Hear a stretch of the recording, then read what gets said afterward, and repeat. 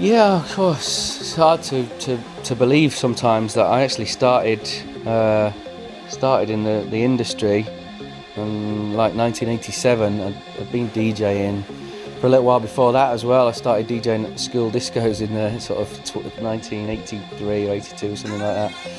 But moved down to London to start working for DMC in 87, who were the people that owned Mix Mag and did the mixing championships, still do the mixing scratching championships.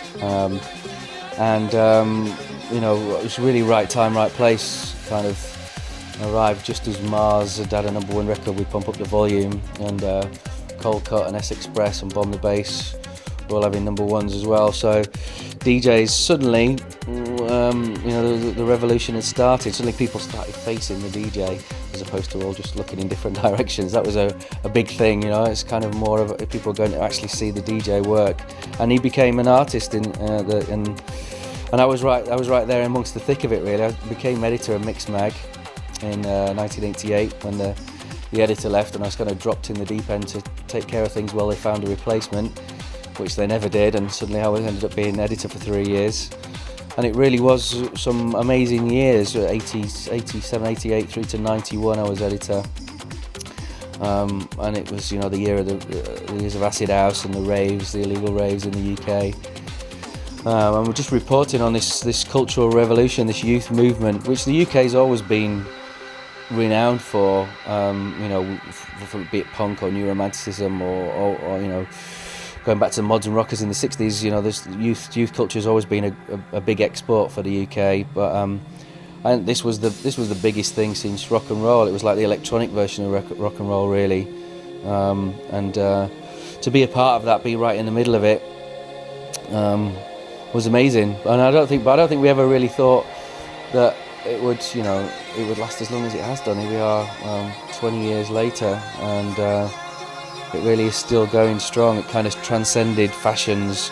People dressed up, dressed down, went through all different things, but the music stayed constant. And obviously it goes through various trends and fashions itself, the music, but generally, house music, the acid house scene, the movement is as strong today and as it ever has been around the world.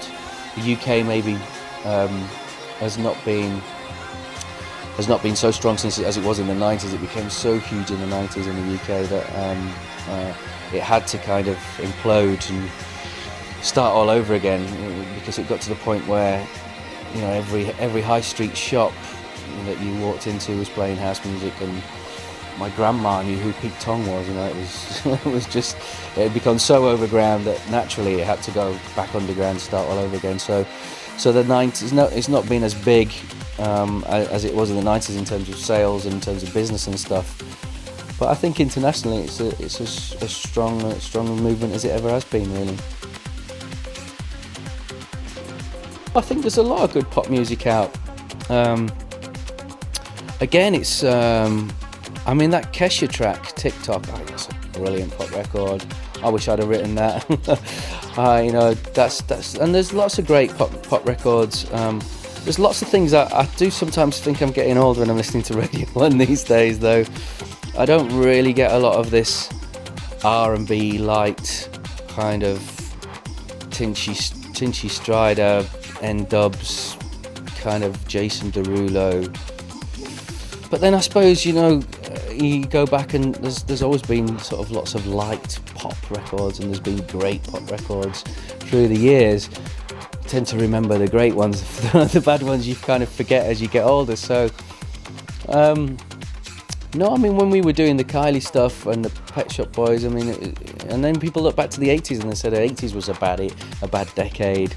And then when you actually, nip in and get the good stuff out, and the same was for the 90s, and I think it'll be the same for this decade as it draws to a close. There was a lot of good stuff. There's a lot of rubbish as well. That's just life. That's sorting the rubbish from the good stuff is kind of what life's about a lot of the time. Making your choices, and off you go.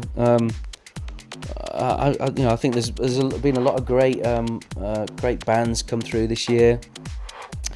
People like Florence, it was a brilliant album. Oh, which is a pop album, really. more of an adult pop record, but I suppose, you know, I'm getting old.